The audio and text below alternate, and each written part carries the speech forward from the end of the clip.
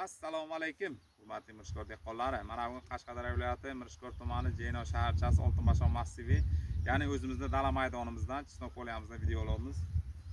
Chisnovlarimiz xudo xolasa pishib qoldi, tayyor bo'ldi. Agar kimga zarar bo'lsa dehqonlarimizga urug'likka bemalol beramiz. Kasalliklar chalinmagan. Buni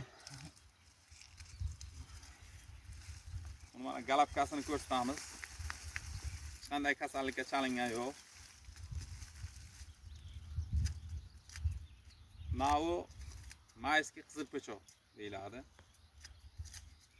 Mana shu holatga. Mayski qizil po'choq.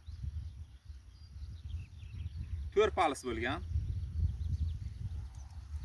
Kimga zarar bo'lsa urug'likka beramiz. Endi urug'likka olishga adashmangda.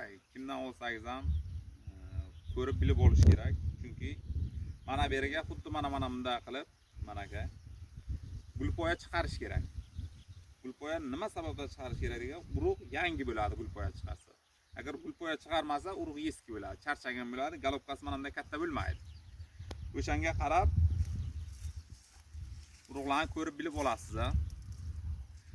Telegramga ommaviy, ya'ni Mirishkor dehqonlari degan kanalimiz bor.